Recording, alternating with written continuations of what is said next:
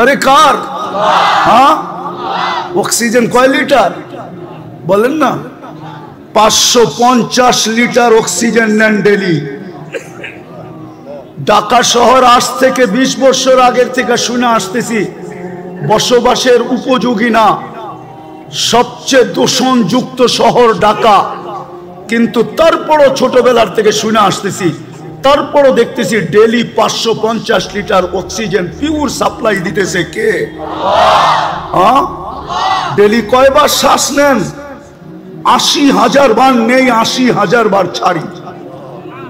80,000 বার আমার ভিতর থেকে আল্লাহ কার্বন ডাই অক্সাইডকে আউট করেন, 80,000 বার।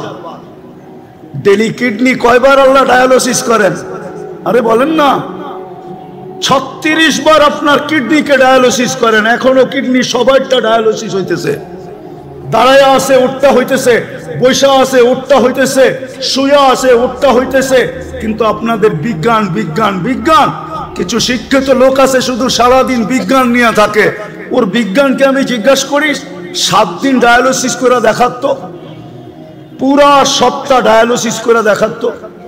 বিজ্ঞানের কাছে তো 7 দিন ডায়ালিসিস করার প্রসেসিং টেকনোলজি এখনো আসে নাই। বরং এখন ডাক্তার বলবে 7 দিন করাইতে হলে আর করার দরকার নাই, বাড়িতে রাখেন, যেই কদিন বাঁচে বাঁচুক, তারপরে মরে যাবে। 5 দিনের উপরে তো ডায়ালিসিস করতে পারে না। বিজ্ঞান বিজ্ঞান বলেন সারাদিন।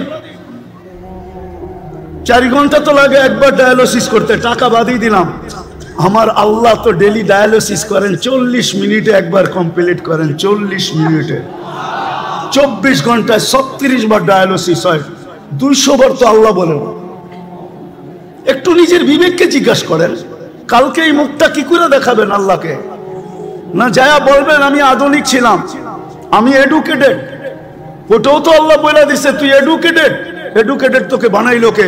এই জন্যই তো এক জায়গায় আল্লাহ বলে আমা কুনতা মা আম্মাহিনা, তুই নিকৃষ্ট পানির ফোঁটা ছিলি না। ফামান জাআলাকা দামা, বল না তোকে রক্তে রূপান্তরিত কে করলো? ওমান জাআলাকা মুদগা, তোকে রক্তপিণ্ডতে রূপান্তরিত কে করলো? ওমান জাআলাকা ইযামা, তোর কঙ্কালটা কে বানাইলো? ওমান কাসা আলাইহি লাহমা, সুন্দর করে নিখুঁত ভাবে চামড়ার গোশতের আবরণ কে চড়াইলো? আমা কুনতা সগীরা, তুই কি ছোট ছিলি না? ফামান কাব্বারা, বল না তোকে বড় কে করলো? দুনিয়াতে তো আমেরিকা তো এতটুকু আছে শর্ট ফিগার, আজ পর্যন্ত 1 ইঞ্চি বাড়ায় দেখাইতে পারলো না। আল্লাহ বলল তোকে 6 ফিটের কে বানাইলো বল? আমা কুনতা যায়িফা, তুই কি মার পেটের থেকে দুর্বল আসিস নাই? ও যুবক, পায়ে হাত দিয়া জিজ্ঞাসা করি ফামান কাওয়াকা, বল না তোকে সুঠামত কে দিল? আমা কুনতা জাহিলা, মার পেটের থেকে কি অজ্ঞ আসিস নাই? ফামান আল্লামাক, ও শিক্ষিত লোকগুলা তোমাদেরকে শিক্ষায় দীক্ষায় আলোকিত কে করলো? আজকে আল্লাহ ভুলে গেলে? উচিত তো ছিল গাছে ফল আসলে ঝুঁকবে। কিন্তু আমি তো দেখি আমার সমাজের শিক্ষিত লোক বেশিরভাগই, বড় পার্সেন্টেজ আমার সমাজের শিক্ষিত লোকগুলো আল্লাহ থেকে দূরে। আমি তো মাঝে মাঝে ভাইবা আমার যোগ বিয়োগ মিলে না, যে ডাক্তার বেনমাজি হয় কি করে? ও তো আল্লাহর কুদরত দেখে শরীরের ভিতরে, ঠিক না? কি বলেন? এর চেয়ে বড় কুদরত আর কি দেখাবো? চলেন একটা উদাহরণ দেই। মানুষের অঙ্গের ভিতরে দেখার মধ্যে সবচেয়ে ছোট অঙ্গ কোনটা বলতে পারেন? হ্যাঁ, আরে বলেন না। চোখ। চোখ দেখার ভিতরে সবচেয়ে ছোট অঙ্গ চোখটা, ঠিক না? চোখের তুলনায় দেখতে নাকটা চোখের থেকে বড় মনে হয়, ঠিক না? কানটাও, ঠোঁট, হাত পা তো আছেই, ঠিক না? সারা দুনিয়ার চোখের ডাক্তারকে যদি, তো সারা দুনিয়ার চোখের ডাক্তাররা একটা মুস্কি হাসি দিবে আর বলবে গবেষণা চলতেছে, এটা বলতে পারি, কিন্তু শেষ কোথায় হবে এটা দুনিয়ার কারো জানা নাই। এটার কিনারা কোথায় আমরা জানি না। এতটুক জায়গার ভিতরে যদি ফিট করতে পারে, এটাই তো আল্লাহ বলে। এতটুক জায়গার ভিতরে এরকম টেকনোলজি ফিট, প্রযুক্তি ফিট, যেটার কিনারা নাই। 13 কোটি ক্যামেরা এক চোখে, 13 কোটি, 2 চোখে 26 কোটি ক্যামেরা, 26 কোটি। তার নিয়ে গেছেন পিছনে, প্রত্যেক ক্যামেরার জায়গা ব্যবহার করছেন 1.6 সেন্টিমিটার। 2 তারকে একসাথে লাগতে দেয় নাই, দিলে ফায়ার হবে, সব উল্টা দেখবে। ওই আল্লাহই জিজ্ঞেস করে কুনতা জাহিলা ফামান আল্লামাক, বল তুই তো অজ্ঞ আসছিলি, তোকে শিক্ষাকে দিল। আমা কুনতা মিসকিনা, তুই মার পেটের থেকে অসহায় আসিস নাই, নিশ্চয় আসিস নাই। ফামান আগনাকা, বল তোকে স্বয়ং সম্পূর্ণ কে করলো। আজকে 200 বার আল্লাহ বলেন। যাক, যেটা বুঝাইতেছিলাম মুসলমানের এই দুরবস্থা কেন। ফিলিস্তিন নিয়ে শুরু হয়েছিল যে যোগ বিয়োগ তো মিলে না। খলিল সোয়া, মুসা আলাইহিস সালাম সোয়া, 70 জন নবীর কবর চিহ্নিত, বাইতুল মুকাদ্দাস, 1 বৎসর 1 মাস 60,000-এর উপরে মানুষের রক্ত ঝরল, বাড়িগুলা সব মাটির সাথে মিশা গেল। কেন? আমরা ছোট একটা নিন্দা প্রস্তাব পাশ করাইতে পারলাম না, 200 কোটি হওয়া সত্ত্বেও। এই দুরবস্থা কেন? আল্লাহ আজকে আমাদের থেকে চক্ষু ফিরায় নিলেন কেন? অথচ পিছনের ইতিহাস যদি দেখি তো একজন হাত উঠাইতে দেরি, ফেরেশতা নামতে দেরি করে নাই। আজকে তো লক্ষ কোটি উলামায়ে কেরাম ডেলি চোখের পানি ঝরায়। বলেন এই ইমাম আর খতিব পরিষদ কি চোখের পানি ঝরায় না? না জড়ায় না ফিলিস্তিনের জন্য? না জুমার দিন দোয়া করে না? না মাদারেস গুলাতে ডেলি ইয়াসিন খতম হয় না?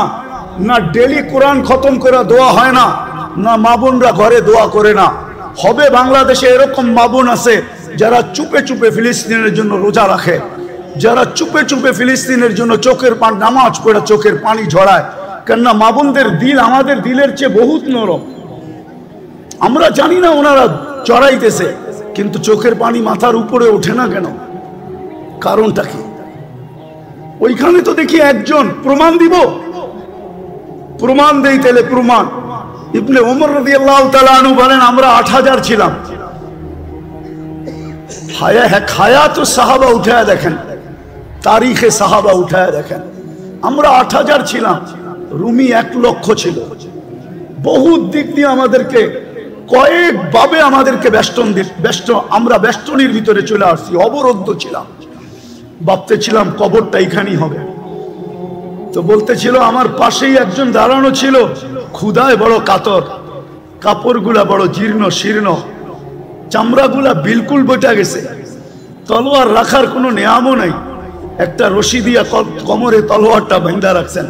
পায়ের দিকে তাকায় দেখি জুতাও নাই, কিন্তু উপর দিকে তাকায় জানি কি বলতেছিল। তো আমি ভালোভাবে কান পাইতা শুনতেছিলাম যে বলে কি। তো শুনলাম উপরে তাকায় হাত উঠায় বলতেছে ইয়া রব্বা মুহাম্মদ, ও রব্বে মুহাম্মদ, উনসুর উম্মতা মুহাম্মদ। এখনো কি মুহাম্মদুর রাসূলুল্লাহ সাল্লাল্লাহু আলাইহি ওয়াসাল্লামের উম্মতের সাহায্যের সময় আসে না? আপনি কি দেখেন না আমরা কয়ভাবে বেষ্টিত, অবরুদ্ধ? বলে বলতে দেরি আমি দেখলাম ফাসাক্কাস সামা, আকাশ ফাটলো। সাদা ঘোড়া, সাদা পোশাকে, খোলা তরবারি হাতে, ডাইন হাতে তরবারি, বাপ হাতে ঝান্ডা, এক অশ্বারোহী বাহির হলো। তার পিছনে সিরিয়ালে বাহির হইতে থাকলো। চোখের পলকে প্রথমটা মাথার উপরে এসে একটা চিৎকার দিল, আবশির ইয়া উম্মতে মুহাম্মদ, ও উম্মতে মুহাম্মদী সুসংবাদ গ্রহণ করো, যা আর নুসরা রব্বা মুহাম্মদ, মুহাম্মদুর রাসূলুল্লাহর রবের সাহায্য চলে আসছে। ইবনে ওমর রাদিয়াল্লাহু তাআলা আনহু বলেন আমি সামনের দিকে তাকাইলাম, তো দেখলাম রুমিরা ভাগতেছে। কেন যে ভাগতেছে এটাও বুঝতে পারলাম না। যে যেদিকে পারতেছিল ভাগতেছিল। আমরা পিছু নিলাম, যাদেরকে জাহান্নামে পৌঁছায় দিলাম, বাকি ভাগা গেল। আমরা গনিমতের মাল জমা করে পাহাড় বানায়া দিলাম। একজনের জন্য তো সাহায্য আসতো। এরকম কথা কি কিতাবে হাজারো লেখা নেই? না লেখা নাই? হুজুররা বলুক লেখা নাই? আরে সাহাবা তো সাহাবা, আল্লাহর ওলির কারণে সাহায্য আসে না? না আসে না? রাজা গৌর গোবিন্দ তো রাজাই ছিল, ঠিক না? কি আরে বলেন না, ছিল না? ছিল না? শাহজালাল রহমতুল্লাহ আলাইহি কোনো কি সেনাবাহিনী নিয়ে আসছিলেন নাকি? হ্যাঁ, ওনার সফর সঙ্গী ছিল কয়জন? টোটাল 12 জন। টোটাল 12 জন ছিলেন সফর সঙ্গী। ওনার হাতে তো কোনো তলোয়ারও ছিল না, শুধু জায়নামাজই ছিল। ওইটাই সুরমায় বিছায়া দিয়েছেন। সুরমা চিনছে কে জায়নামাজ বিছাইছে। বিজানো যাবে না, ডুবানো যাবে না, বরং ওই পারে পার করে দেওয়া দিতে আমি বাধ্য। পার করছেন না করেন নাই? শুধু এই অবস্থা দেখেই তো ভাইগা গেছে, ঠিক না? আসামে ভাইগা চলে গেছে, সিলেট খালি করে দিছে। আপনি ভাবছেন রাজা গোবিন্দ শুধু শাহজালাল রহমতুল্লাহ আলাইহি দেখছেন? ওকে কবর থেকে উঠায় আইনা জিজ্ঞেস করলে না বোঝা যাবে কি দেখছে? হ্যাঁ, কি ওলামা একমত না দুই মত? ওরে কবর থেকে উঠে আইনা জিজ্ঞেস করলে না বোঝা যাবে ও কি দেখছে? ও কি শাহজালাল দেখছে?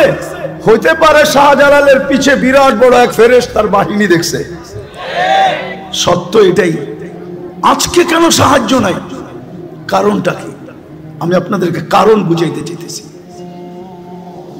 শেষ যারা কারণ বুঝাইতে চাইতেছি কেন এই দুরবস্থা। আজকে মুসলমান শেষ করে দিতেছি। আজকে মুসলমান, নারী বলেন, পুরুষ বলেন, যুবক বলেন, বৃদ্ধ বলেন, শিক্ষিত বলেন, অশিক্ষিত বলেন, আজকে আল্লাহর হুকুমকে ছেড়া দিছে। আল্লাহকে নারাজ করে ফেলছে, নারাজ। আজকে আল্লাহ আমাদের উপরে নারাজ, সত্য নারাজ। নাইলে আমার বিবেকে আমার কাছে যোগ বিয়োগ মিলে না।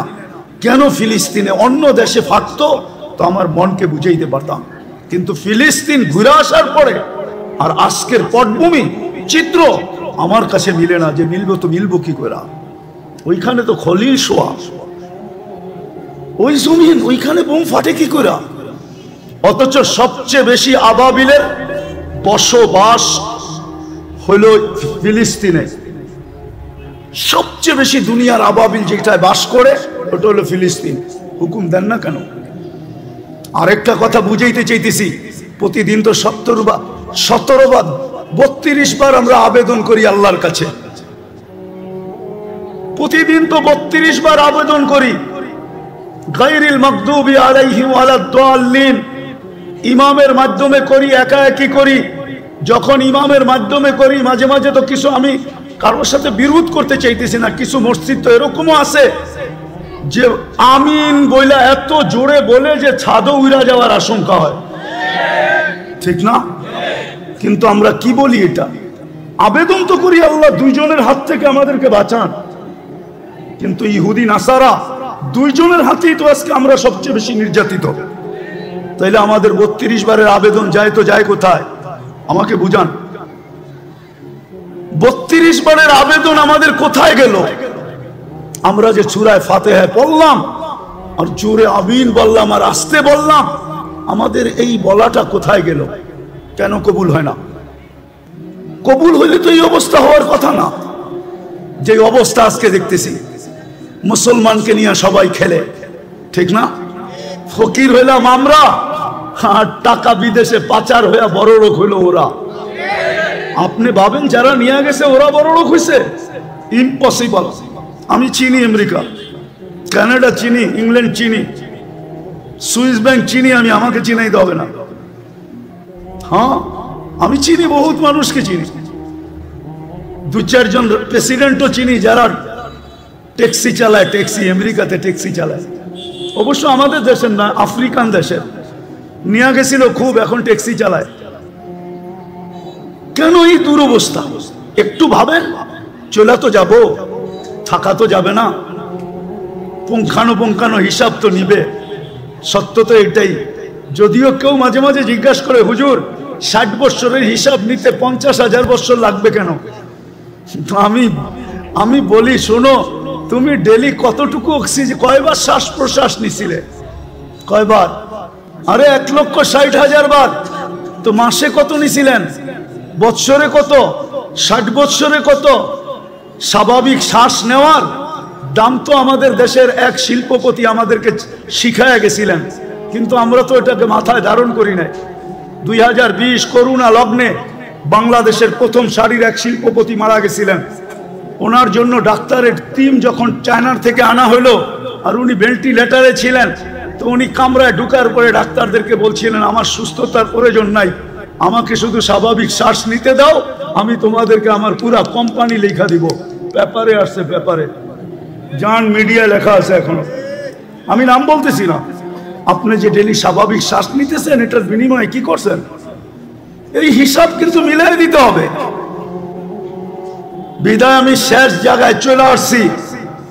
আজকে এই দুরবস্থার কারণ একটা শুধু, প্রথম একটা আল্লাহকে না মানা। আল্লাহকে আল্লাহকে আল্লাহকে সব বুকরি কার। কিন্তু শিক্ষিত মানুষগুলা যদি প্রশ্ন করে আল্লাহকে মানবো কি করে, আল্লাহকে তো চোখে দেখি না, লা তারাহুল উয়ুন ওয়ালা তুখালিতুহুদ দুনুন, ধ্যান ধারণায় আনা যায় না, ওয়ালা ইয়াসিফুহুল ওয়াসিফুন, বর্ণনা দিয়ে শেষ করা যায় না। আল্লাহ তো একটা পদের মালিক না, আল্লাহ তো শুধু আল্লাহ না, আল্লাহ তো রহমান, আল্লাহ তো রহিম, আল্লাহ তো মালিক, আল্লাহ তো কুদ্দুস, আল্লাহ তো সালাম, আল্লাহ তো মুমিন, আল্লাহ তো মুহাইমিন, আল্লাহ তো আজিজ, আল্লাহ তো জব্বার, আল্লাহ তো মুতাকাব্বিরুল খালিকুল বারিউল মুসাব্বিরুল গফফারুল ফাখারুল ওয়াহাবুর রাসাকুল ফাত্তাহুল আলিমুল কাবিদুল বাসিতুল খাফিদুর রাফিউল মুইসুল মুদিল্লুস সামিউল বাসিরুল হাকামুল আদলুল লতীফুল খাবীরুল হালিমুল আযীমুল গফুরুশ শাকুরুল আলিয়ুল কবীরুল হাফিজুল মুকিতুল হাসিবুল জলিলুল করিমুল রকিবুল মুজিবুল ওয়াসি আল হাকিমুল ওয়াদুদুল মজিদুল বাঈসুশ শাহীদুল আকবর ওয়াকিলুল কবিয়ুল মতিনুল ওয়ালিয়ুল হামিদুল মুসি আল মুবদি আল মুঈদ আল মুহয়ি আল মুমীত আল হায়্যু আল কাইয়্যুম আল ওয়াজিদ আল মাজিদ আল ওয়াহিদ আল আহাদ আল সামাদ আল কাদির আল মুক্তাদির আল মুকদ্দম আল মুআক্খার আল আউয়াল ওয়াল আখির আল যাহির ওয়াল বাতিন আল ওয়ালি আল মুতাওয়ালি আল বাররু তাওয়াব আল মুনতাকিম আল আফু আল রাউফ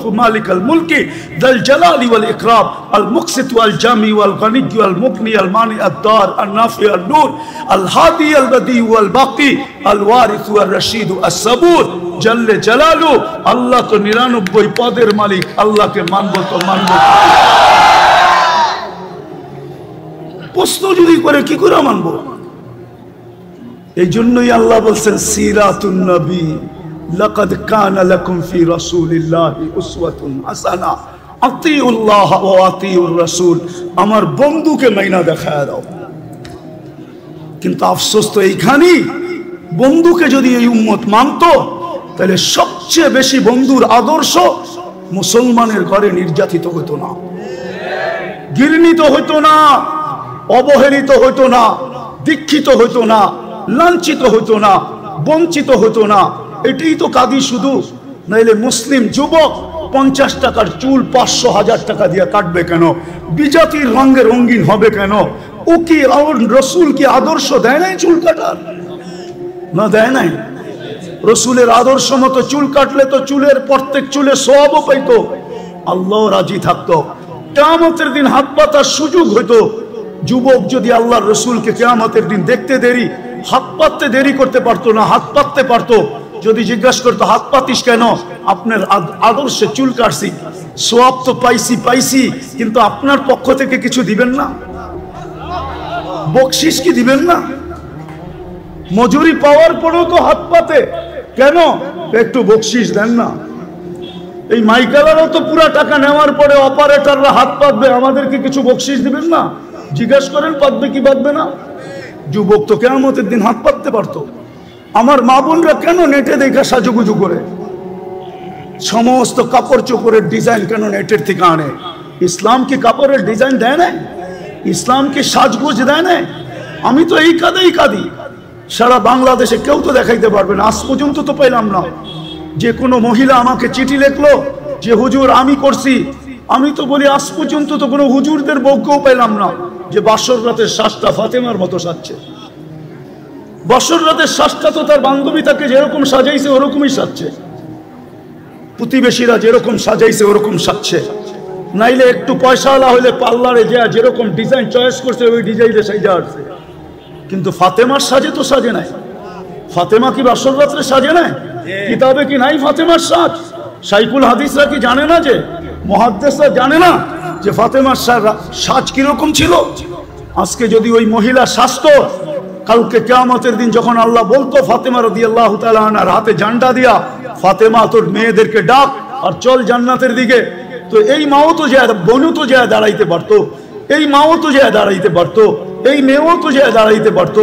ফাতেমা যদি জিজ্ঞাসা করতো তুই পাশে দাঁড়াইলি কেন? বলে আমার কাছে কিছু নাই বটে, কিন্তু বাসর রাতের শ্বাসটা আপনার মতো ছিল, বিদায় পাশে দাঁড়াইলাম, দেখি আমাকে একটু নিয়ে যান কিনা। আজকে আল্লাহর রাসূলের আদর্শের স্বাস্থ্য নাই। আপনার সাহায্য হবে তো হবে কি কইরা? চিৎকার দিয়ে সবকিছু জিতা যায় না, সম্মেলন করে সবকিছু করা যায় না। আপনি আমাকে বুঝাইতে হবে না, রাগ হয় না। আমার চোখের পানি শেষ। আপনি ছোট পাতলা চশমা দেখেন তো, তাই না?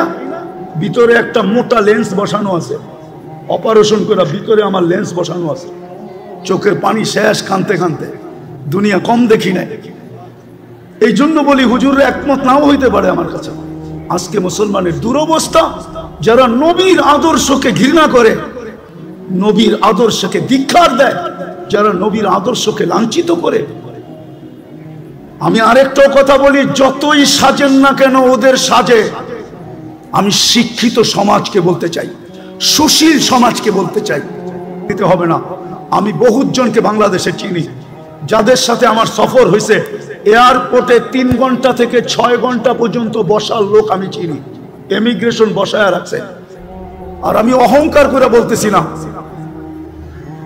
উড়তে 5 মিনিটের বেশি কোনো এয়ারপোর্টের ইমিগ্রেশনে আজ পর্যন্ত দাঁড়াইতে হয় নাই, 5 মিনিটের বেশি।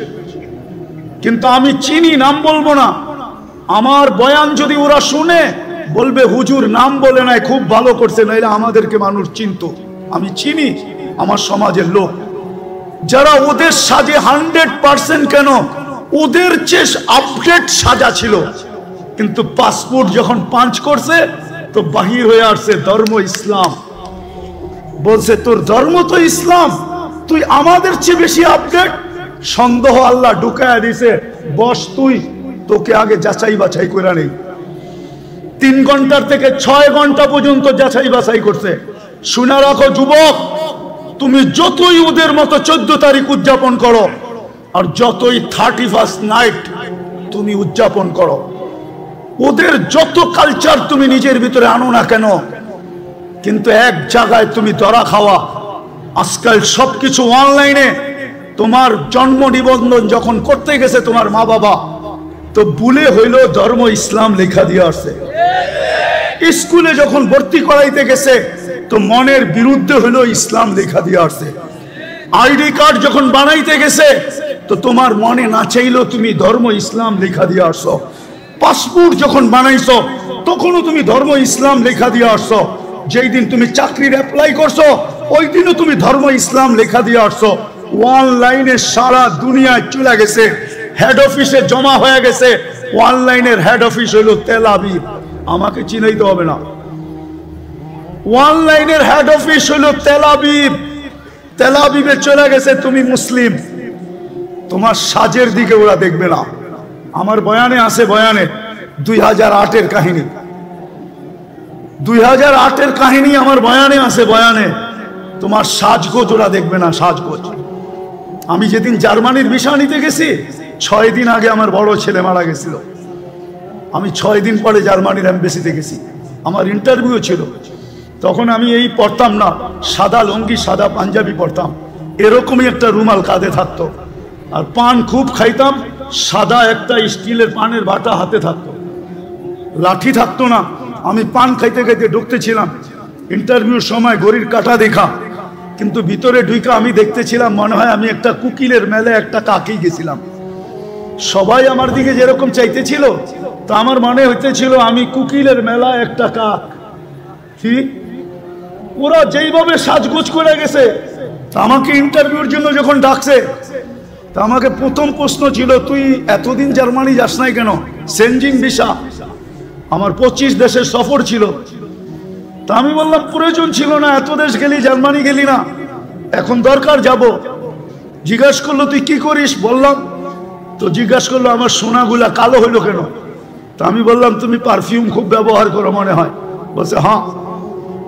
তো এগুলা আমি পরিষ্কার করব কি করে? আমি বললাম চলো আমার কারখানায়। বললো এত দূর তো যাওয়া যাবে না, ঘরোয়া পদ্ধতি বলো। তা আমি ঘরোয়া পদ্ধতি বলতেছিলাম, আর ওর ভিসা প্রিন্ট করতেছিল। আমাকে বললো 600 এত টাকা দাও, 6000 এত টাকা দাও। দিলাম। আমাকে বললো তুই 2 মিনিট বস। আমি তো দেখছি ভিসা প্রিন্ট করা শেষ, ও শুধু সিগনেচারের জন্য যেতেছে। গেল 1 মিনিট পরে এসে বলতেছে ভিসা ওকে নিয়ে যাও। তো মানুষ তো ভিসা এমনি দেখে, আমি উল্টা দেখতেছিলাম, মানে ভিসার মুখ ওই কুকিলদের দিকে, আর পাসপোর্টের উল্টা সাইডটা আমার মতো কাকের দিকে। মানে আমার উদ্দেশ্যই ছিল যে দেখাই সাইজা গুজা আসলে ভিসা মিলে না, এই দেশের নিয়ম এরকম না। নাইলে আমার সমাজ, আমার যুবকরা 30 লাখ দিয়া ইউরোপে কেন যাবে? শত যুবকের কবর কেন সাগরে হবে? আমি চিনি আমেরিকাতে যারা 50 লাখ টাকা দিয়া মেক্সিকোর জঙ্গল দিয়া পার করছে। একটা কাহিনী না, শত কাহিনী আমার এখানে আছে। বিদায় এই জন্যই বলতেছি, যতই সাজি না কেন, যেই সমাজকেই বলেন, যারাই বলে ওদের সাথে আমার চ্যালেঞ্জ, ও যতই সাজুক না কেন, যতই বিকেনি পড়ুক না কেন, 3 কোয়ার্টার পড়ুক না কেন, ওদের সুরে কথা বলুক না কেন, টকশোতে বৈশা ইসলাম বিদ্বেষী প্রচার করুক না কেন, কিন্তু ওরা জানে এই লোকটা কাগজে কলমে মুসলমান। শুধু আমাদের থেকে কিছু নেওয়ার জন্য এরকম ভান ধরছে, নিজেকে সাজাইছে। ওরা কোনোদিন মনে প্রাণে আপনাকে মুসলমান, আপনাকে ওদের ভাবে না, ভাববে না, কোনো দিন না। বিদায় শেষ কথা, আসেন সিরাত এটাই আজকে দুরবস্থা, শুধু রসুলের আদর্শ ছাড়ার কারণে। সবকিছু বাদই দিলাম, একটাই যদি ধরে রাখতো জাতি, আজকে 90% মুসলমান নামাজ পড়ে না। আমি তো বলি এই জাতি যদি 1 মাস নামাজ পড়তো, 1 মাস, উম্মতে মুসলিমা, উম্মতে মুহাম্মদি যদি 1 মাস 100% নামাজ পড়তো, আর 11 মাস যদি নাও পড়তো, আর আল্লাহ যদি জিজ্ঞাসা করতো তুই 11 মাস পড়িস না কেন, কেন বৎসরে মাস কয়টা, আল্লাহ বলতো 12টা। 1 মাসই তো 70 মাস ছিল, 12 থেকে 12 বাদ দিয়ে দেন, তারপরে তো আমার 58 মাসের ব্যালেন্স আছে, আমার কাছে বেশি আছে। কিন্তু রমজানেও তো 50% নামাজ পড়ে না, এখন তো 90% পড়ে না, না নারী, না পুরুষ, না যুবক, না বৃদ্ধ। আপনি সাহায্য চান কি করে? মাথা উঁচা করে দাঁড়াইতে চান কি করে? 3 বার তো আপনাকে নির্বাচিত করলেন মানুষ হিসাবে, মুসলমান হিসাবে, উম্মতে মুহাম্মদি হিসাবে, বাকিগুলা বললামই না। 3 বার তো আপনি আল্লাহর পক্ষ থেকে নির্বাচিত, 3 বারই তো কুদরতি হাতে নির্বাচিত। মানুষ তৈরি করছেন কুদরতি হাত দিয়া, মুসলমান হিসাবে নির্বাচিত করছেন সমগ্র মানুষের ভিতর থেকে কুদরতি হাত দিয়া, উম্মতে মুহাম্মদি হিসাবে নির্বাচিত করছেন কুদরতি হাত দিয়া। আপনি সাহায্য চান কি করে? আপনাকে সাহায্য করে তো করে কি করে? আপনার বিবেককে প্রশ্ন করেন, বলেন তো হুজুর আছে না, হুজুর থাকলে কি হবে? উম্মত, এটা হুজুর না উম্মত। হুজুরও কয় পার্সেন্ট হুজুর বলেন? আরে বলেন না, 200 কোটির ভিতরে কয়শো কোটি হুজুর? 300 কোটি? কয় পার্সেন্ট হুজুর? বাংলাদেশে কয় পার্সেন্ট হুজুর? সারা দুনিয়ায় কয় পার্সেন্ট মুসলমানের ভিতরে হুজুর? হুজুর দেখা, দাড়ি দেখা, টুপি দেখা, জুব্বার পাগড়ি দেখা 90% মুসলমান নামাজ পড়ে না। আপনাকে সাহায্য করে তো করে কি করে বলেন? অথচ 5 বেলা কে ডাকে? কে ডাকে? আরে জোরে বলেন, কোন আল্লাহ? 99 পদের মালিক আল্লাহ ডাকে। সামান্য একটু পদস্থ ব্যক্তি ডাকে সাড়া না দিলে হাত কড়ি পড়তে হয়, বেরি পড়তে হয়। আমি জানি, আমি জানি, আমি কখনো মুখ খুলি না তো। আমার বললাম না আমি ঠান্ডা হুজুর, আমি জানি। আমি টঙ্গীর থেকে বয়ান করে বাহির হয়েছি, আমার গাড়িতে উঠবো, পিছের থেকে 2-3 জন আমাকে ধরছে, স্যার গাড়ি পাঠাইছে, আপনাকে এই রাত্রে যেতে হবে। কোথায়? জায়গার নাম বলছে যেটা বাংলাদেশের এক কোনায়। স্যারের প্রোগ্রাম কালকে দুপুরে। আমি বললাম আমার 3টা মাদ্রাসার প্রোগ্রাম আছে। বলছে স্যার এত কিছু জানে না, গাড়ি পাঠাইছে, আমাদেরকে পাঠাইছে। সোজা গাড়িতে বসেন, বাসায় ফোন করেন, সসজ্জায় আপনাকে কালকে আবার গাড়ি দিয়ে ঢাকা পৌঁছায় দিব। আমি ওই ব্যক্তি, আমি চিনি। সামান্য একটু কথা না মানলে হাতকড়ি হয়, বেরি হয়, জেল জরিমানা হয়। ও ঢাকার মানুষ বলেন না ডেলি 90% মুসলমান নামাজ পড়ে না। 5 বেলা আল্লাহ ডাকে, বুক করে কাটটা। ও যুবক, কাটটা বুক করে বলো না, ওই আল্লাহ ডাকে, তারপরও তো আসে না। আপনাকে যে এখনো বাঁচায় রাখছে, শুকরিয়া আদায় করেন। এই জন্যই তো ইহুদিরা একটা স্লোগান দেয় বর্তমানে, হিব্রু ভাষা তো বোঝেন না, শুধু চিৎকার দেন। ইহুদিদের একটা স্লোগান এখন চলতেছে, স্লোগান সারা দুনিয়ার ইহুদিদের, যেটা আমি আরবি ভাষায় বানায় নিয়ে আসছি। ইহুদিদের স্লোগান এখনই সময়, এখনই সময়, এখনই সময়। আনতুদাম্মিরুল মুসলিমিনা কাইফা তুরিদুনা আনতুদাম্মিরুহা। এখনই সুবর্ণ সুযোগ, যেমন মনে চায় মুসলমানদেরকে জমিনের সাথে মিশায়া দাও, এখনই সুযোগ। আপনি বলবেন কেন? ওদের কিতাবে লেখা আছে যেই দিন ফজরের জামাত আর জুমার জামাত মুসলমানের সমান হবে, ওই দিন মুসলমানের বিজয়ের পালা শুরু হবে। ওরা শুধু আপনাদেরকে দেখে না, আপনাদের মসজিদের উপরও স্যাটেলাইট লাগায় রাখছে, সিসি ক্যামেরা লাগানো আছে। ওরা দেখে ফজরে কয়জন, জুমায় কয়জন। এই জন্যই ওরা চিৎকার দিতেছে এখনই সুবর্ণ সুযোগ। আরেকটা মনে উঠলো, যদিও বলা উচিত না, আপনি সাহায্য চান কি করে? সৌদি আরবের মতো দেশে পোশাকের কি অ্যাডভার্টাইজ দিতে যায়, খোলা আকাশের নিচে খোলা মঞ্চে উলঙ্গ ডান্স দেখেন না? আপনি সাহায্য চান কি করে? বলেন কি করে চান? কি করে চান? যুবকদের পায়ে হাত দিয়ে সারা রাত্র আনলিমিটেড, হয়তো ঘরে ওয়াইফাই আছে, নাইলে প্রতিবেশীর পাসওয়ার্ড আছে, দুধের হটস্পট আছে। আর যদি তাও না থাকে তো ঢাকা শহর এই মধুবাগে পাওয়া যাবে সারা রাত্র নেট বিক্রি করার জন্য। ও সজাগ থাকে, যার নেট শেষ সাথে সাথে যোগাযোগ সাথে সাথে এমবি পাঠায় দেয়, সারা রাত্র নেটের ভিতরে করতে থাকে। কি না দেখে সাহায্য চান কি করে? বিদায় আসেন, আসেন, আসেন, আসেন, তওবা করি। আজকে তওবা, একটাই রাস্তা খোলা আছে উম্মতের সামনে, যদি 200 কোটি উম্মত তওবা করে। কিন্তু আফসোস তো আমাদের, আফসোস আমার এটাও, আমাদের স্কলারদের কাছে আমার একটা আফসোসের আবেদন, আজ পর্যন্ত কোনো দুনিয়ার কোনো দেশের স্কলারদেরকে দেখলাম না, ধর্মীয় স্কলারদেরকে সারা দেশের মানুষকে বলল যে চলেন ফিলিস্তিন আমাদের থেকে 7 সমুদ্র 13 নদীর ওই পারে, আমরা কিচ্ছু করতে পারি না, চলেন আমরা একটা দিন তওবা ডে উদযাপন করি। আজকের দিনে আমরা তওবা করব, অথবা আজকের দিনটা আমরা ওদের জন্য রোজা রাইখা ইবাদতের ভিতরে কাটায়া আল্লাহর কাছে মেসেজ দিব, আল্লাহ 7 সমুদ্র 13 নদীর এই পারে আমরা না টাকা পাঠাইতে পারি, না পয়সা পাঠাইতে পারি, না ওদের জন্য কাপড় পাঠাইতে পারি, না খাদ্য পাঠাইতে পারি, আমরা কিছু করার ক্ষমতা রাখি না, আমরা যাইতেও পারবো না। যদিও সমস্ত দেশ অনুমতি দিবে, কিন্তু আপনার প্রতিবেশীর দেশ অনুমতি দিবে না যে আপনি ইসরায়েলে, ফিলিস্তিনে যাবেন ইসরায়েলের বিরুদ্ধে। আপনার প্রতিবেশী দেশ আপনাকে অনুমতি দিবে না, না, না, না, না, না, কেন? সে তো ইসরায়েলের সবচেয়ে বড় বন্ধু, অনুমতি দিবে না। বিদায় যদি আমাদের স্কলাররা একটা দিন দিত, জাতিকে বলতো চলেন আমরা অমুক দিন রোজা রাখি, তওবা করি, আল্লাহর কাছে ইবাদত করে বলি, মেসেজ পাঠাই, কিন্তু আজ পর্যন্ত তো একটা দেশেও দেখলাম না, একটা দেশও তো পেলাম না। কোন স্কলারের মুখ থেকে তো এই আহ্বানটা জাতির সামনে আসলো না, বড় দুঃখ লাগে।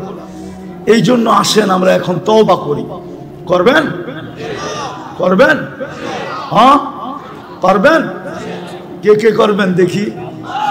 হ্যাঁ তাইলে বলে দেন, আল্লাহ অতীত থেকে তওবা করলাম। বলেন, বলেন, আপনি আমাদের তওবা কবুল করেন, আমাদের গুনাহ মাফ করে দেন। চলেন আপনাদের তওবার একটা প্রমাণ দিই। লম্বা হয়ে যেতেছে না তো? হ্যাঁ, আবার কোনোদিন আসি না, না আসি কে জানে। এই জন্য মনে উঠলো, এই জন্য বলতেছি। আদম আলাইহিস সালাম বলতেছিলেন যে আমি একটা ভুল করছি, করতে দেরি আমাকে জান্নাত থেকে বাহির করে দিতে দেরি করেন নাই। সত্য তো? কিন্তু উম্মতে মুহাম্মদী সারাদিন গুনাহ করবে, রাতের 3 ভাগের 1 ভাগ অতিবাহিত হইতে দেরি, আল্লাহ উম্মতে মুহাম্মদীকে ডাইকা ডাইকা গুনাহ মাফ কইরা জান্নাত হাতে উঠায়া দিয়া দিবেন। জিজ্ঞাসা করেন এই হাদিস আছে কি নাই? আমরা তওবা করছি যখন নিষ্পাপ, নবীর সব আদর্শ বাদই দিলাম, একটা আদর্শের উপরে চলেন আমরা উঠি, সব আদর্শ বাদ দিলাম। আল্লাহ রসুলের সবচেয়ে বড় আদর্শ, জমিনে যখন পা রাখতে দেরি, চাদরে রাখতে দেরি, সেজদা করতে দেরি করেন নাই, শুধু চাদরে রাখছেন। দাই শেফা আব্দুর রহমান ইবনে আউফ রাদিয়াল্লাহু তাআলা আনহুর আম্মা চাদরে রাখতে দেরি, ডাইন দিক হয়ে সেজদা করতে দেরি করেন না, লম্বা সেজদা। আম্মা জান বলছিলেন, বেটা সেজদায় যে কি বলছিলি তুই আমি জানি না, কিন্তু তুই সেজদায় কিছু বলতেছিলি। আমি তো বলি সেজদা করেন নাই, উম্মতকে মেসেজ দিছেন, উম্মত নামাজ নামাজ নামাজ নামাজ। এই জন্য যাওয়ার সময়ও চিৎকার দিছিলেন আসসালা আসসালা, নামাজ নামাজ নামাজ। আর সবচেয়ে বেশি ব্যথিত ছিলেন যখন মুসা আলাইহিস সালাম বলতেছিলেন 50কে তো 5 বানায় নিয়ে আসছেন বটে, কিন্তু উম্মত পড়বে না, আরো কমায় নিয়ে আসেন, আরো কমায় নিয়ে আসেন। কিন্তু লজ্জার ছাপ চেহারায় ছিল, বলতেছিল লজ্জা লাগে, 9 বার গেলাম আবার যাব, কিন্তু দিলে আগুন জ্বলতেছিল, না পড়লে এই চেহারাটা আল্লাহকে কি করে দেখাবো। আমার মনে হয় তখনই আল্লাহ কানে কানে বলে দিছিলেন, বন্ধু যান, নিয়া যান, পড়বে 5 ওয়াক্ত, সওয়াব দিব 50 ওয়াক্তের। পরিশ্রম কমায়া দিলাম, সওয়াব কমাবো না, বরং আরো বাড়ায়া দিব। বাজমাত পড়লে 1 ওয়াক্তের সওয়াব 270 ওয়াক্তের দিব। মক্কায় পড়লে 1 লক্ষ ওয়াক্তের দিব, মদিনায় পড়লে 50,000 ওয়াক্তের দিব, বাইতুল মুকাদ্দাস পড়লে 25,000 ওয়াক্তের দিব। সাথে সাথে বন্ধু নিয়ে যান, আমি টাইকা টাইকা পড়ায় নিব। অফিস ওয়ালাকে অফিস থেকে ডাকবো, আদালত ওয়ালাকে আদালত থেকে ডাকবো, খামার ওয়ালাকে খামার থেকে ডাকবো, মেইল ওয়ালাকে মেইল থেকে ডাকবো, হাটওয়ালাকে হাটের থেকে ডাকবো, বাজারওয়ালাকে বাজার থেকে ডাকবো, ঘাটওয়ালাকে ঘাটের থেকে ডাকবো, রোডওয়ালাকে রোডের থেকে ডাকবো, বাড়িওয়ালাকে বাড়ির থেকে ডাকবো, ঘরওয়ালাকে ঘর থেকে ডাকবো। এমনকি ঘুমায়া থাকলেও আমি উঠায়া নিব, আসসালাতু খায়রুম মিনান নাওম বইলা আমি ঘুমের থেকে উঠায়া নিব। একটা আদর্শের উপরে চলেন, আজকে আমরা একমত হই যে আজকের থেকে আমরা নামাজ ছাড়বো। ওয়াদা? হ্যাঁ, পাক্কা? নামা আরেকটা কাজ করতে হবে, তাইলে ইনশাআল্লাহ ইহুদিদের স্লোগান ভাঙ্গা যাবে। ওরা কিন্তু আজকে স্লোগান দিতেছে, আমি প্রমাণ দিতে পারবো আপনাকে। ওদের কিতাবে লেখা আছে, এটা সত্য, আপনি প্রমাণ নিলে নিতে পারেন আমার কাছ থেকে। আজ থেকে বলি না, আমি এটা 90 দশক থেকে বলি, কারণ আমার কাছে অকাট্য প্রমাণ আছে। ওদের কিতাবে লেখা আছে, যতদিন ফজরের জামাত আর জুমার জামার সমান না হবে, 200 কোটি জান দিলেও কোনো কাজে লাগবে না, বিজয়ের পালা শুরু হবে না। আল্লাহর ঘর খালি আপনাকে বিজয় দেয় তো দেয় কি করে? এটা কি বিবেকে বোঝেন না?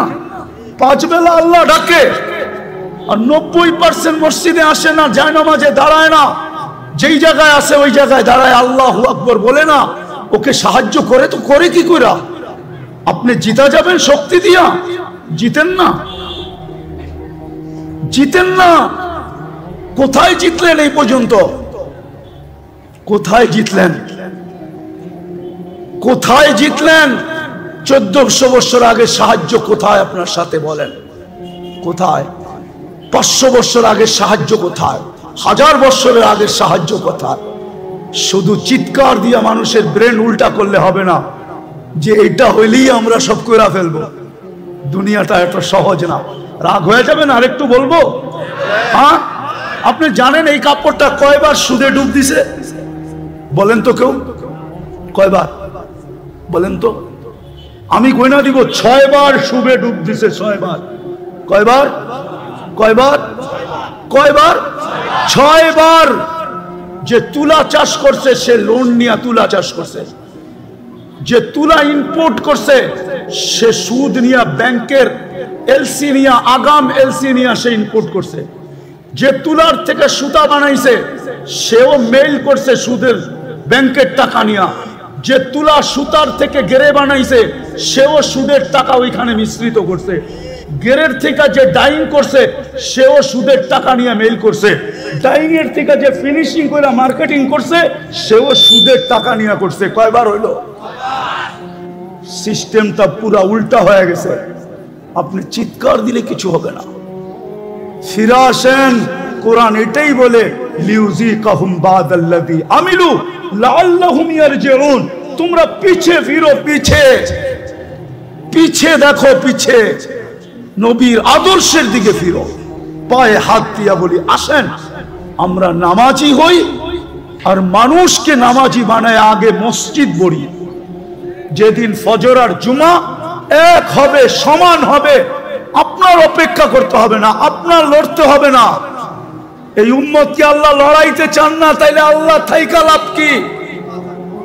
আমাদের পরে তো কোনো উম্মত নাই, আল্লাহ ডিফেন্স কোন কাজে লাগবে? আমাদের পরে যদি উম্মত থাকতো ভাবতাম ডিফেন্স ওদের লিগা ব্যবহার করবে।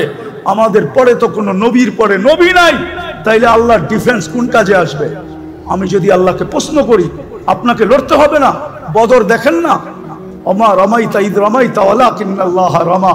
আমি যদি আল্লাহকে প্রশ্ন করি, তাহলে রমজান মাসে 70 কিলোমিটার মদিনার থেকে দূরে বন্ধুকে কেন নিয়ে আসলেন? এই রমজান আর গরম। আল্লাহ যেন বলতে চায়, বন্ধু না আসলে তো খেলা জমবে না। বন্ধুকে তো খেলতে আনি না, খেলা জমাইতে আসছি। আর দর্শক না হইলে খেলতে ভালো লাগবে না। বন্ধুকে তো দর্শক হিসাবে নিয়ে আসছি, বন্ধু দর্শক হিসাবে দেখবে আর আমরা খেলবো। আজকে মসজিদ বলেন, দেখেন কালকে আল্লাহ খেল। কান খুলে শুনো, তোমার দিলের উপরে একজন ফেরেশতা নির্ধারিত, যে হাতটাকে পাঁচ করে চিপ দেয় তো রক্তগুলা বাহির হয়ে যায়, আবার ছেড়া দেয় তো হাট যেটা চিপা গেছিল ও যখন ফুলা যায় তখন রক্তগুলাকে টাইনা আবার ভিতরে নিয়ে নেয়। ফেরেশতা দিয়ে পরিচালনা করেন। আমি বুঝাইতেছিলাম, আজকে আমাদের জীবনে শূন্যতা কেন? আজকে আমাদের জীবনে ধারণা অনুযায়ী কারো জীবনে বস্তুর অভাব নেই। কেননা আমাদের থিওরি হলো যে বস্তু আসলেই জীবনে পূর্ণতা আসবে। এই জন্য বস্তু অর্জনের পিছনে কেউ শিক্ষা অর্জনের পিছনে দৌড়াইতেছে, ভাবতেছে শিক্ষা আসলেই পূর্ণতা আসবে। কেউ টাকার পিছে দৌড়াইতেছে, ভাবতেছে টাকা আসলেই জীবনে পূর্ণতা আসবে। কেউ সুন্দর গাড়ি বাড়ির দিকে দৌড়াইতেছে, ভাবতেছে সুন্দর গাড়ি বাড়ি হইলেই জীবনে পূর্ণতা আসবে। কিন্তু মানুষ যতই দৌড়াক না কেন আর যতই অর্জিত হোক না কেন, একটা মানুষ বুকে হাত দিয়ে বলতে পারবে না এই দুনিয়ার যে আমি পূর্ণতা অর্জন করছি, আমার জীবনে কোনো শূন্যতা নাই। আমার কথা বোঝেন তো? আমার জীবনে কোনো শূন্যতা নাই, আমার জীবনে পূর্ণতাই পূর্ণতা। একটা পুরুষ যখন একা থাকে তো ভাবে বিয়ে করলে বুঝি পূর্ণতা আসবে, কিন্তু যখন বিয়ে হয় তখন দেখে যে শূন্যতা আরো বাড়ছে। একটা মেয়ে ভাবে যে আমি শূন্যতায় আছি, বিয়ে বসলে মনে হয় পূর্ণতা আসবে। বিয়ে হয়ে গেল, শূন্যতা আরো বাড়লো। তখন দুইজনে মিলা ভাবতে থাকে বাচ্চা কাচ্চা হইলে মনে হয় পূর্ণতা হবে। বাচ্চা কাচ্চা হইলো তো শূন্যতা আরো বাড়লো। ভাবে এগুলা তো ছোট, বড় হইলে মনে হয় পূর্ণতা আসবে। একদিক দিয়ে বড় হইলো তো শূন্যতা আরো বাড়লো। যেটা আমি বুঝাইতেছিলাম, আজকে মানুষ পূর্ণতাকে সামনে নিয়ে জীবনের ভিতরে পূর্ণতা আনার জন্য, আরেক শব্দে বলতে পারেন সুখী হওয়ার জন্য, যার যেই লাইন বুঝে আসতেছে সে ওই লাইনে দৌড়াইতেছে। রাগ হয় না, বোঝানোর জন্য বলতেছে। যার যেই লাইন বুঝে আসতেছে, অথচ কেউ একটু ভাবে না যে এই দেহটা তো কোনো কেমিক্যাল দ্বারা তৈরি না। আমাদের শরীরটা কি কোনো কেমিক্যাল দ্বারা তৈরি? যেমন আমাদের ওষুধগুলা সব কেমিক্যাল দ্বারা তৈরি, ফার্নিচার গুলা সব লোহা লক্কর কাঠ শাট দিয়া তৈরি। বিভিন্ন জিনিস তৈরির উপাদান আছে। আমাদের এই দেহটা তো এরকম এক উপাদান থেকে তৈরি, যে উপাদানটা মানুষের বানানো কোনোদিন সম্ভব না। যদিও এটা পানি, পানির একটা ড্রপ, একটা ফোঁটা, কিন্তু এটা মানুষের বানানো সম্ভব না। এমন কি আল্লাহ বইলা দিছেন, এটা রাখা আছে কোথায়? কোরআনে আছে, সলবি আবি কাওয়া ইবি উম্মিক, মার সিনায় বাপের পিঠে। কিন্তু উন্নত দুনিয়া আজ পর্যন্ত কোনো মেশিন আনতে পারে নাই যে মার বুকের থেকে এটা বাহির করবে আর বাপের পেটের থেকে এটা বাহির করবে আর দুটাকে এক জায়গায় একত্রিত করে মার পেটে ঢুকাইয়া দিবে। কোনো মেশিন আসে নাই। এটা ওই প্রসেসিং এর মাধ্যমে বাহির হবে যেই প্রসেসিং আল্লাহর পক্ষ থেকে নির্ধারিত। ওই প্রসেস ছাড়া এটা বাহির হবে না। এটার জন্য একটা প্রসেস লাগে, ওই প্রসেসিং এর মাধ্যমে এটা বাহির হবে। তো মানুষটা যদিও দৌড়াইতেছে পূর্ণতা অর্জনের জন্য, সুখের জন্য, কিন্তু কখনো একটুও ভাবে না, একটুও চিন্তা করে না যে আমার দেহটা তো কোনো কেমিক্যাল দ্বারা তৈরি না, কোনো ফ্যাক্টরিতে তৈরি না, কোনো সৃষ্টির হাত দ্বারা না, স্বয়ং আল্লাহ কুদরত দ্বারা আমাকে তৈরি করছেন। তাইলে আমি যেই জিনিসটা মনে প্রাণে চাই, মানুষের জীবনের দৌড় কিন্তু এই দুটার জন্যই, শরীরে পূর্ণতা আনার, জীবনে পূর্ণতা আনার জন্য, অথবা জীবনে সে হ্যাপি হওয়ার জন্য, অথবা জীবনে সে সফল হওয়ার জন্য। জীবনে সে সফল হওয়ার জন্য এই মুখ্য উদ্দেশ্য, এই তিনটাই।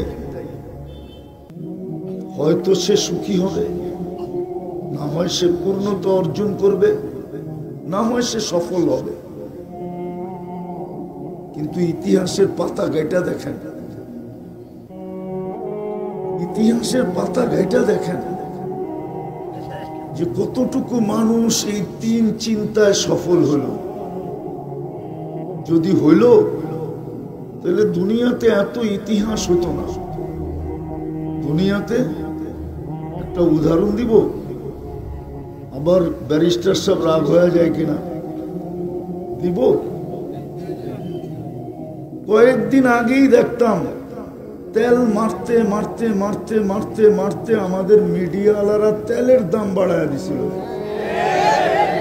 বাংলাদেশের পত্রিকায় আসতে শুরু করছে যে তেলবিহীন পাক কি করে করা যায়, ঠিক না?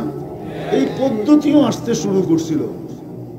কিন্তু আজকে দেখেন ওই মিডিয়াওয়ালারাই স্বৈরাচার বলতে বলতে গলা শুকায় ফেলতেছে। আচ্ছা বলেন আমাকে, যে তিনটা আমি বললাম যে মানুষ পূর্ণতা অর্জন করতে চায় জীবনে, মানুষ জীবনে সুখী হইতে চায়, মানুষ জীবনে সফল হইতে চায়, কিন্তু বলেন হলো না হলো না? হইলো, এটার নাম সফল? আচ্ছা পয়সাই যদি মানুষের জীবনে সফলতা আনতো, তাহলে বিল গেটস বুড়া বয়সে তার স্ত্রীকে কেন ডিভোর্স দিল? বুড়া বয়সে, তার বয়স তো হবে 70-র মতো। এই তো 6 মাস আগে স্ত্রীর সাথে বিচ্ছেদ হইল। বলেন, বুঝা গেল এক পর্বে এসে দুইজন আর একসাথে এক খাটে ঘুমাইতে পারতেছে না, অতিষ্ঠ হয়ে গেছে। তাহলে বুঝা গেল সে স্ত্রী নিয়ে সুখী না, স্ত্রী নিয়ে সফল না, স্ত্রী নিয়ে সে শান্তিতে নাই, তো ডিভোর্স দিয়ে দিছে। আচ্ছা বলেন, কানাডার প্রেসিডেন্ট জাস্টিন ট্রুডো, এই তো কয়েকদিন আগে তার স্ত্রীর সাথে ডিভোর্স হলো। ছোট ছোট দুইটা বাচ্চা, দেখলে চোখ জুড়ায় যায় বাচ্চাগুলা। কতবার মিডিয়া দেখলাম সে বাচ্চা নিয়ে অফিস করে। এরকম সম্পর্ক। আজকে মা একদিকে, বাবা একদিকে, বাচ্চাগুলা চৌরাস্তায় দাঁড়ায়, একদিক ডাইন দিকে একবার চায়, বাম দিকে একবার চায়। কেননা মা ডাইনে গেছে গা, বাবা বামে গেছে না। সফল আমাদের বাবা উচিত, কেননা এটার অস্তিত্বদাতা আল্লাহ।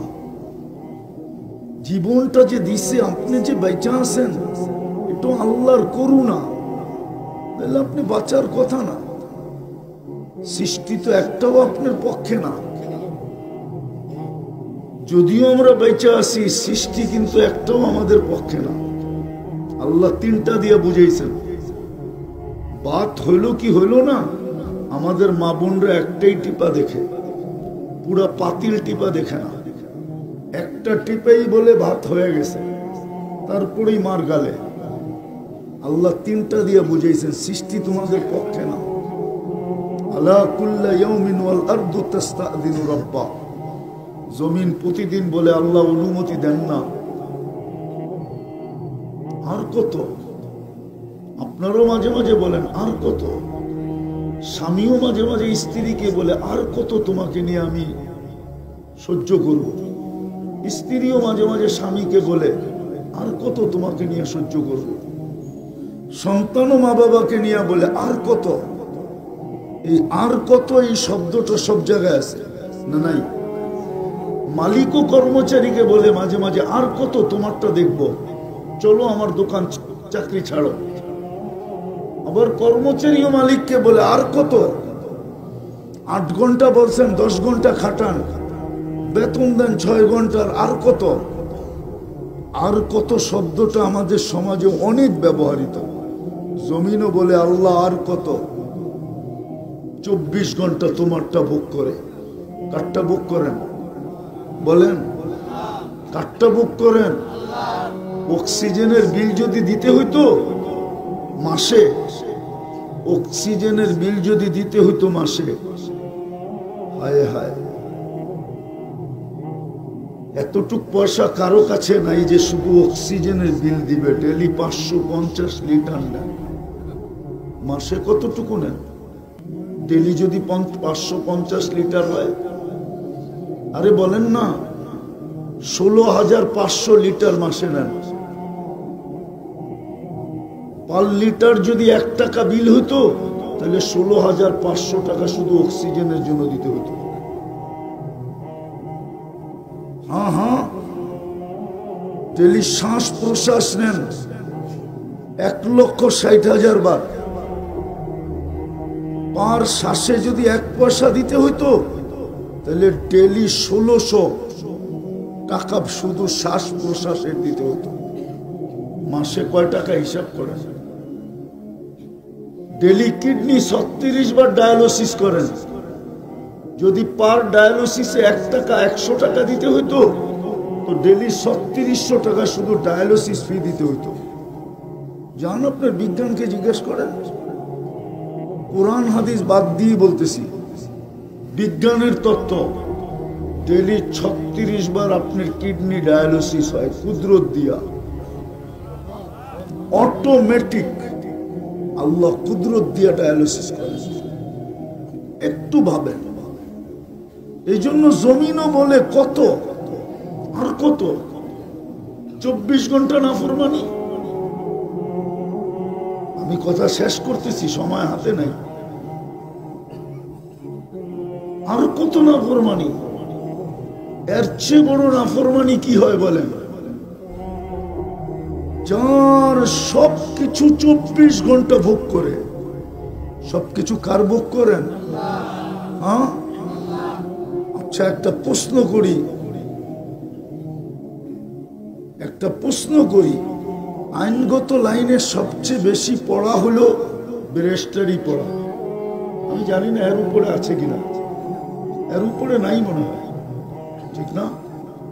ওনাকেই প্রশ্ন করি, বলেন তো, এই শরীরটা প্রযুক্তি দিয়া চালাইলে কত বড় একটা প্রজেক্টের দরকার হতো?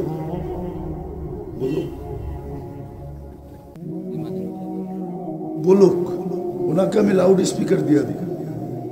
বলুক, যদি এই শরীরটাকে প্রযুক্তি দিয়ে চালাইতে হতো, কত বড় একটা প্রজেক্টের দরকার হতো একজনেরটা চালানোর জন্য।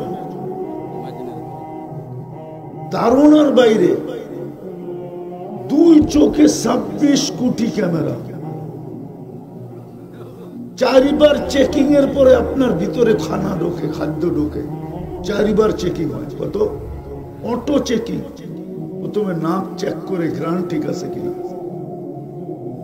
জিহ্বা প্রথমে চেক করে স্বাদ ঠিক আছে কিনা, দ্বিতীয়বার দাঁত চেক করে কোনো পাথরের কণা গেল কিনা, তৃতীয়বার চতুর্থবার জিহ্বা চেক করে কোনো চুল জাতীয় আঁশ জাতীয় জিনিস এই খাদ্যের ভিতরে ঢুকলো কিনা। 4 চেকিং এর পরে আপনার ভিতরে ঢোকে।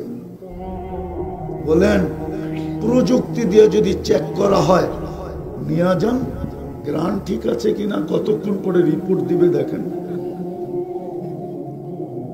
স্বাদ ঠিক আছে কিনা প্রযুক্তি দিয়ে চেকিং করেন, দেখেন কতক্ষণ পরে রিপোর্ট দেয়। ওই পর্যন্ত খিদায় আপনি সাইজ হয়ে যাবেন। এ তো সাথে সাথে রিপোর্ট দিতেছে। টাচিং করতে দেরি, রিপোর্ট দিতে দেরি করে না। নাকের কাছে নিতে দেরি, রিপোর্ট দিতে দেরি করে না। দাঁতের নিচে পড়তে দেরি, রিপোর্ট দিতে দেরি করে না। জিহ্বা খুঁজা বাড়ি করতে দেরি করে না। এই দেহটা যদি প্রযুক্তি দিয়ে চলতো, তাহলে কত বড় প্রজেক্টের দরকার হতো। কোনদিন কি ভাবছি আমরা যে এই শরীরটা কিভাবে চলে? বিজ্ঞান তো একটা প্রযুক্তি দিয়া দেয়, একটা কথা দিয়ে আমাদেরকে বুঝ দিয়া দেয়। আসলে ওটার পিছনে কোনো যুক্তি নাই। একটাই দিক, উনিও বলবে হার্ট চলে বাল্ব দিয়া। কি? হার্টের নিচে বাল্ব আছে, বাল্বের সাহায্যে হার্টটা চলে, ঠিক না? আমিও মানলাম। কিন্তু যদি আমি প্রশ্ন করি বাল্ব চলে কি দিয়া, বিজ্ঞানের কাছে তো এটার জবাব নেই। উনি বলো, কিন্তু ইংল্যান্ড থেকে করছে হয়তো ব্যারিস্টারি, বলো ইংল্যান্ড, বলো বাল্ব কি দিয়া চলে। ওদের কাছে নাই, আমাদের কাছে আছে। আল্লাহ বলে আমি কুদরত দিয়া চালাই। আলা ইন্না কলবি ইবনে আদম। শূন্যতা। শূন্যতা কেন? আমি সুখী হইতে চাই, কিন্তু আমি সুখী না কেন? সমস্ত উপকরণ তো আমার ঘরে আছে, যেটা দ্বারা মানুষ সুখী হইতে চায়। সবই তো আছে, কিন্তু আমি সুখী না কেন? আমি সফল হতে চাই, কিন্তু আমি সফল না কেন? কেননা এই 3টা জিনিস মানুষ চায় বটে, কিন্তু তালাশ করে নিজের বিবেক দ্বারা, নিজের বুদ্ধি দ্বারা, নিজের বিদ্যা দ্বারা, দুনিয়ার প্রচলনের দ্বারা বা মাধ্যমে বলতে পারেন। আল্লাহর থেকে জিজ্ঞাসা করে না। এই জন্যই আমি বলতেছিলাম প্রথমে যে বড় মনোযোগ দিয়ে শুনতে হবে, বড় চুপচাপ শুনতে হবে। কেননা আমাদের জীবনটা আজকে রহমত শূন্য, রহমত নাই। সব আছে, শিক্ষিতের কাছে শিক্ষা আছে, দীক্ষিতের কাছে দীক্ষা আছে, টাকাওয়ালার কাছে টাকা আছে,